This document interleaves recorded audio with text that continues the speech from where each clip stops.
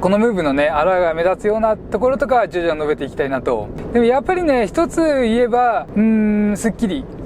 現代的なスッキリさと、CVT のフィーリングで言ってもね、全体的には最近のダイヤ車と同じような感じです。変速しながら加速していって、で、回転数上げてからぐーっと伸びて、で、あと戻してくるところは穏やか。スズキのマイルドハイブリッドと比較して、少し落ちるかもしれませんけれども、燃費優先に振っているだろうなって感じる部分。さあ、海に到着です。新型ムーブの燃費とレビュー前編です。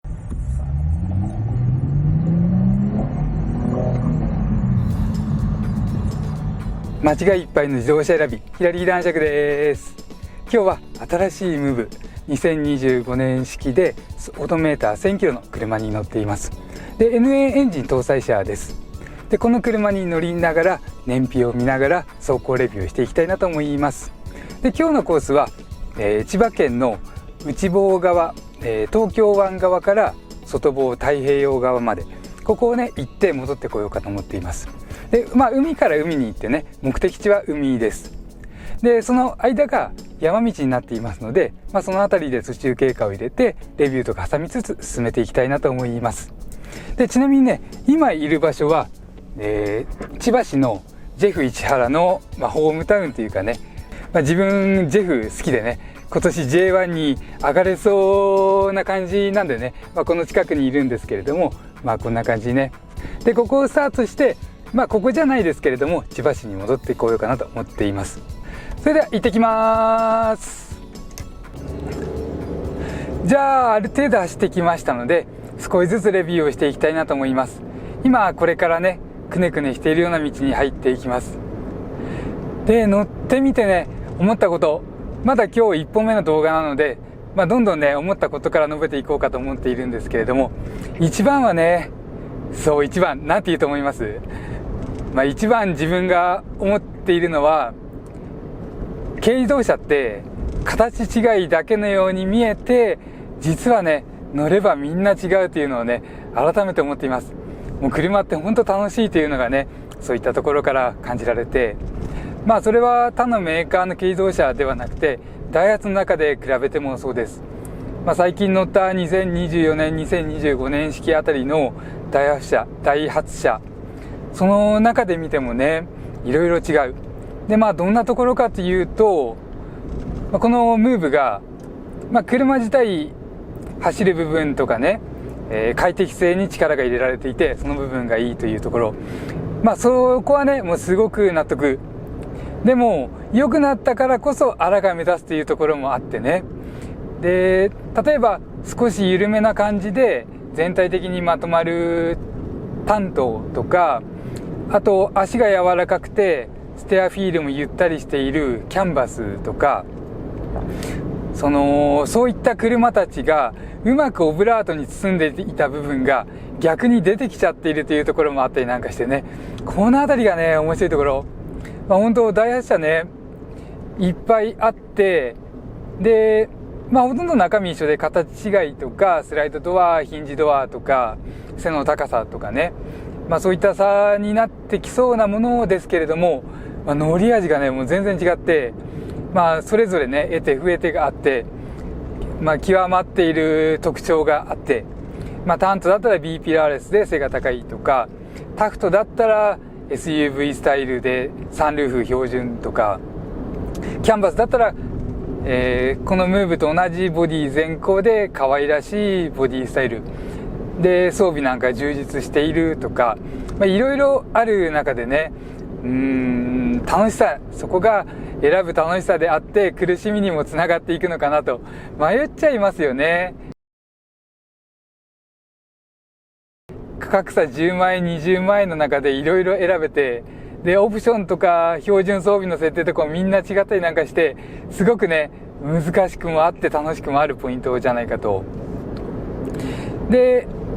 このムーブのねあらが目立つようなところとか徐々に述べていきたいなと。でもやっぱりね、一つ言えばスッキリ、現代的なスッキリさと、普通にいい数の期待をしてるとね、なんだこんなじゃないかって思っちゃうかもしれませんけれども、やっぱり価格もすごく考えられているクラスですし、スライドドア、今回スライドドアになってね、車重もキャンバスから見てマイナス10キロ、タントから見て、マイナス20キロとか、そのあたりになってきますから、そんなに変わらないと。で、静粛性とかも含めてね、過度な期待をしなければすごくいい、心地よくね、気軽にも使いやすい車っていう感じになるのかな。そのあたりだんだん述べていきます。で、じゃあもう一つ自分が感じたのと、すごく心配にしていたけれども心配無用だったという点で一つ挙げていきます。それはね、斜め前の視界です。この A ピラー、ピラーって横から見た時に前から A、B、C、D ってつながっていくものなんですけれども、とにかくこの一前のピラー、日本語にすると柱のことを A ピラーって呼びます。で、この A ピラーが日本のフレームのタイプで、かつね、どちらかといえば外から見ると寝て見えていました。で、これでここの形が特徴的なんですね。上に行くに従ってすぼまっているような形状をしています。根元付近が、ガラスの面積が前後方向に広くて、上に行くと前後方向に狭くなっていく形状をしている。この辺りが特徴的で、これもしかしたら乗ったら車両感覚がつかみにくいとか、斜め前が気になるとかあるんじゃないかなって、ちょっとというかかなりね、一番大きな心配でした。でもね、心配無用です。もう全然そんなことない。単頭とかタフ頭とかで、こういう緩いコーナーでね、左前が見にくい、右前が見にくい、ピラーが邪魔になっちゃうっていうのが、一番このムーブが邪魔になりにくいんじゃないかなと今感じています。で、その理由なんですけれども、自分が思う理想としてね、一番の理想は、ピラーが立っていてドライバーに近い。そうすると当然ね、斜め前の視界は開けます。で、左前の感覚とかもつかみやすくなる、等身大で扱いやすくなる車になるっていうのはね、今までも感じています。で、タフトとかを思い出しますと、タフトはピラーが立っていてかなり遠くに感じられるんですね。ルーフの先端とかもすごく前の方にある。これはタントも一緒かな。で、ピラーがね、すごく斜め前の位置に来るんですよね。ドライバーの着座位置が一緒だとしてピラーがすごく前の方に来る。で、コーナーとかで斜め前が見にくくなるっていうのを感じていました。で、このムーブはどうでしょう。付け根の位置とかね、プラットフォームの都合があるでしょうから、大体一緒だとは思うんですよね。で、どちらかといえば寝ている。スライドドア系としては、少なくても立ってはいないです。寝てる方っていう印象です。なんですけれども、寝てるからいいんでしょうかね。奥側の先にある方のフレームが、そんなにね、圧迫感あったりとか、太さを感じない範囲のところに来てて、斜め前を全然邪魔しない。全然は言い過ぎですけれども、さすがに交差点とか、あとは U の字のように曲がり込んだコーナーとか行ったらね、当然サイドウィンドウから奥を見ながら曲がっていく感じ、コーナーに入っていく感じになるんでしょうけれども、このくらいのコーナーとかでね、左前が見やすい。ここは一つ安心したところです。で、じゃああとはパワートレインの話いきますね。燃費か。で、燃費の数値いきます。今まで走ってきたところで、だいたい20から25キロ走ってきて、今出てる燃費は 23.8 キロです。いいですよね。今ちょっとハンドルシーン入ってちょっと気持ち悪い。ぐっといきなりハンドル重くなりましたね。修正させられちゃうほどではないけれども、ぐっと重くなる。ピーピーならなかったんですけれどもね。で、パワートレイン。かなり燃費を意識しているなっていうのを感じます。実は今日車2台で走っていまして、同じダイハツの10年前のね車と同時に走っています。まあそうね、車2台で大人2人が1日動くわけですから、まあ結構な予算かけて今回挑んでいますので、まあできましたら他の動画とかもね、いつもの動画見ていただいて、まあちょっとこう応援していただけますと嬉しいです。まあなかなかね、自分たちレベルですともう頑張っちゃったぐらいの感じで予算かけています。で、2台で走っていて思うんですけれども、まあ10年前の車重も150キロぐらい軽いような同じダイハツの同じ形式のエンジンを搭載する車と比較して、まあ今このムーブが24キロだとすると、まあそっちはね21にです。まあなので車重とか関係なくね、その他 CVT とかエンジンの制御、まあガソリンと空気の割合とか、あとアクセルによるパワーの出し方とかね、そういった部分で燃費稼いでいると、多分ね排ガス規制に関する部分とかでも条件は不利になっていく一方だと思うんですよね。車重制御、そういった部分で年代が進むにつれて厳しくなっていくところが多く増えていく。で、燃費に対する要求は逆に上がっていくみたいなね、すごく厳しいと思われる中で、とりあえず車載の燃費計はいい数値が出ている。今24キロですからね。スズキのマイルドハイブリッドと比較して少し落ちるかもしれませんけれども、まあ細かいこと言わなきゃ乗り方とかね、信号何個か止まったか止まらないかの差ぐらいになっちゃうかなっていう印象です。で、燃費優先に振っているだろうなって感じる部分、まあそれは音とか振動の部分でちょっと感じます。このあたりもね、まあ特に振動面なんかはタントとかでタフトとか何乗ったかな、まあ最近乗ったダイハツの中でね気にならなかった部分もちょっと気になってきたりするところがある。お尻の下はシートが低反発ウレタンみたいな感じで衝撃の吸収性いいので全然気にならないです。左足を置いている、フロア、ここの部分でね気になるかなっていうところ、まあそのくらいです。結構今なんかもねこうギリギリ効率のいい回転数、まあ、ギリギリ回転数を落としてガソリンを薄く吹いてっていうのが感じられるようなね音と、振動か、まあ、そんな感じのね印象を受けている。あと加速していく時なんかもちょっと踏んでねちょっと緩めるとシュンとね回転を落とす。まあ、CVT のフィーリングで言ってもね全体的には最近のダイハツ車と同じような感じです。変速しながら加速していって、で回転数上げてからグーッと伸びて、であと戻してくるところは穏やか、まあアクセル離したからといってそんなにいきなりね減速感を伴うものではない。まあフロントの沈み込みとのバランスもあって唐突感とか前後の挙動のね嫌なところも出やすいところですから、そういった部分で穏やかにね、まあある意味空想感があるように、空想感が感じられるぐらいの感じで、回転数を落とす、まあ、つまりアクセル戻してからっていってスパッとエンジンブレーキに入っていくわけではなくてね、じわーって感じでふわーっていっていく感じ、まあ、この辺りはね一緒です。でこのムーブでいいなと思うのは、もしくはやっぱりね車高が低いからかなって思うのは前後の揺すられ感の少なさです。別に車高が低いから走りがいいとは、まあ、自分は言うつもりはなくて、まあ、そんなのね車が持つ要素の中で一つの、まあ、ほんの一つの要素、大きいかもしれないですけれども、まあ、要素の一つにはね変わりないです。まあ、これは他のね乗り物とか電化製品とか、まあ、カメラとかパソコンとかねみんなそうです。で、まあ、今のねこの前後の揺れ感はやっぱり少ない。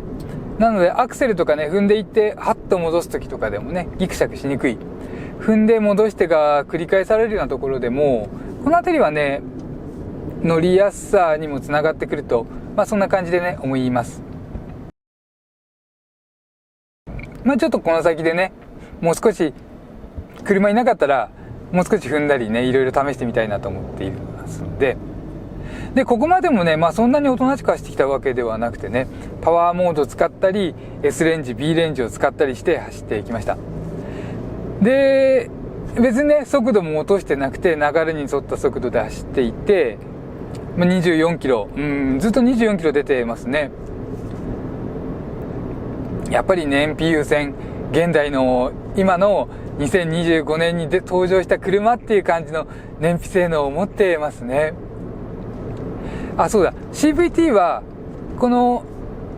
ムーブの NA モデルは通常の今までのタイプの CVT です。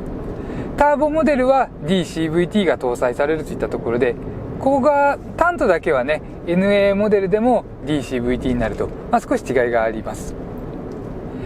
で DCVT と比べると穏やかな部分、良さが目立つかな。ただ穏やかが目立つと言ってもね、このムーブがわずかでも軽いからかもしれないし、もしくは車が進化してかっちり感、どこかしらでかっちり感があって、ゴムブッシュとかの部分でしょうかね。この後で別の動画で述べようかと思っているんですけれども、そういったあたりでちょっとねダイレクト感があるということは CVT のね動き次第でちょっと挙動に細かい変化も出やすい、感じやすいなんていったところでね、どうでしょう、全部オブラートに包んでいてくれて、すごくバランスよくまとまっていたって思うのはタントかもしれない。でも細かいこと言わずにキビキビしてればいいよと、頭上が揺すられる感覚が少ない方がいいよとかね、ほんの少しでもアクセル踏んだ時に反応が明確な方がいいよとなれば、このムーブが一番なのかなっていうのがね、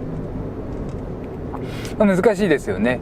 で、ごめんなさい、ちょっとね話長くなっていっちゃうんで、この前半部分ではあと一つ、パワーモードのスイッチと D レンジ S レンジに触れます。まずシフトセレクターには D、S、B と3つね全身に使う、モード、シフトポジションが用意されています。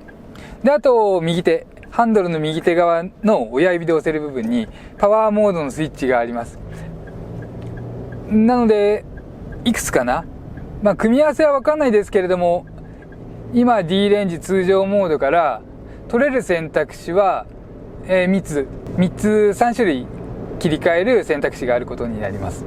主に使うのはね S レンジにするかパワーボタンを押すかといったところでしょうかね。じゃあこの辺ちょっと触れていきますね。まずパワーモードのスイッチはもう簡単に押せます。で、これを押して自分が思うのは、使用する回転数とかね、今押しましょうか。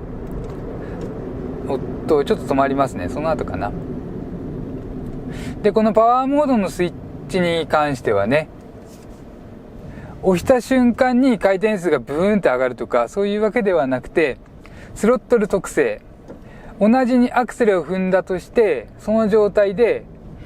実際にこのエンジン側でどれくらいアクセル開くかと、そこ今の車はねみんな違いがあって異なっているんですけれども、そこに差が出ると思います。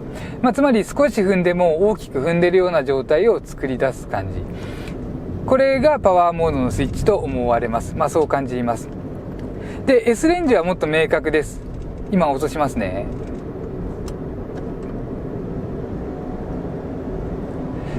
コクンと言ってエンジンノイズが高まったのをマイクに入ったかな。使ってる回転数がね今もう3000、4000回転ぐらい回ってるかな。結構豪快です。ちょっと踏んでみましょうか。これにしとくと回転数上がっているんでね、次の踏み直しのレスポンスが良くなります。つまりギクシャクしにくい、滑らか運転にはこっちの方が向いているといったところになりますかね。同じようにアクセル離してもスコンと落ちないので、踏んだり戻したりが頻繁になる場面では効いてくると思います。ここが違い でしょうかね。スロットル特性はっていうよりは回転数が上がってパワーが出るまでの時間が早くなる、もっさりしなくなる、それからなんだっけ、ごめんなさい、ちょっともう一個思いついたんですけどちょっと忘れちゃいました。まあ回転数上がるということはね、音もうるさくなるし、アクセル踏んでいれば燃費も多少は落ちる。アクセル離してるときは回転数に関わらずね、むしろある程度上がった方が燃料ゼロで転がっていきますから、そこは変わらない。あ、そうだ。エンジンブレーキか。結構燃費がいい車っていうのは、単純にアクセルオフにしても転がっていくのが軽く転がってきます。つまりあんまり減速せずにずっと転がっていく。そうすると、下り坂とかでね、速度のコントロールが難しい。そういった時に使えるのも S レンジだと思います。でも結構ブワーっと音が聞こえてくるくらい回転数上がるのでね、メリハリがある。そんな感じです。で、加速に関する部分だけ言うと、パワーモードのスイッチをポンって押してね、上り坂だけ押すっていう手もあるでしょうし、乗車人数が2人3人と増えたら、押すとかね、そういった使い方で、いかに同乗者に滑らかな運転をするかっていうのが、本当右手一つでできるというのがね、もうこういうところ探っちゃう必要はないです。もう目をつぶっていても、手元見なくても押せる。ここはね、すごくいいです。で、同乗者が喜んでいただければ、運転うまいとも思ってもらいやすいですしね。で、これから、同僚と合流して、体重80キロぐらいある、上に大きな同僚なんで、その同僚と2人で乗って、パワーモードにしたらどうなるかって話とか、リアシートの快適性とかもね、見ていこうかなと思っています。おいおいですね、動画何本かに分けて、メインチャンネルとサブチャンネルに割り振っていきますので、それぞれテーマ、コンセプトに沿った動画で述べていきます。今回は燃費に関する部分というのでね、この動画は自分一人の動画になります。で、じゃあこれで、目的地、海まで行って、前半戦の途中経過をお届けしようかなと思っています。さあ、海に到着です。うおー、砂浜気持ちいい。今日の目的地である、太平洋側の海。ちょっとね、お空曇ってきちゃいましたけれどもね、段差です。少しカチッって音はしましたけれども、当たり柔らかいね。乗り心地に関しては、めちゃくちゃいいっていうのをね、期待されていると、あれですけれども、そうでなければ、普通にいいんじゃないってね、思えるような感じです。荒っぽさがなくてね、スッキリしてるような感じ。で、今日結構海混んでる。写真撮るのにね、どこに止めようかなといったところで、迷っちゃいますね。とりあえずこの辺止めましょうか。なかなかね、周りに車いると写真も撮りにくいんでね、こういったところで自分が YouTube の動画撮っていても、結構人が集まってきたりなんかしてね、声かけてくださる方もいらっしゃいますし、いろいろなんでね、とりあえずここに止めて、じゃあ燃費の報告します。で、今ね、映っている燃費は 22.2 キロです。この辺りね、海沿い来たらすごく混んでいて、かなり数キロ走るのに30分かかっちゃったような感じでした。そんな中抜けてきて、ずっと表示されていた24キロが、下がりまして、でも 22.2 キロということでね、って、なかなかね、そうですよね。軽自動車と 1000cc の純ガソリンエンジンのコンパクトカーとか比較しても、同じかこっちの方が勝るんじゃないかと。多分勝りますね。そういった燃費になっています。ハイブリッドまではちょっといかないですけれども、マイルドハイブリッドとはいい勝負できそうな、そのくらいの燃費です。じゃあちょっとメーター移しますね。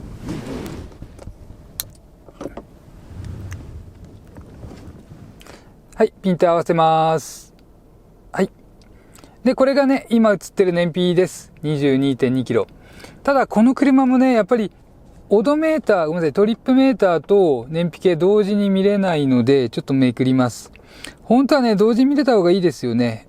これオドか。これか。ここまで 59.8 キロ走ってきました。で、燃費が、22.1 キロになったかな。ちょっと下がって 22.1。このぐらいが表示されています。じゃあ、あとね、そんなに海を映しに来たわけじゃないんですけれども、太平洋側の海はね、砂浜が広いのが特徴なんで、ちょこっと見てね、で、これからいろいろ車のレビューを取って、で、夕方、来たところに戻ろうかと思います。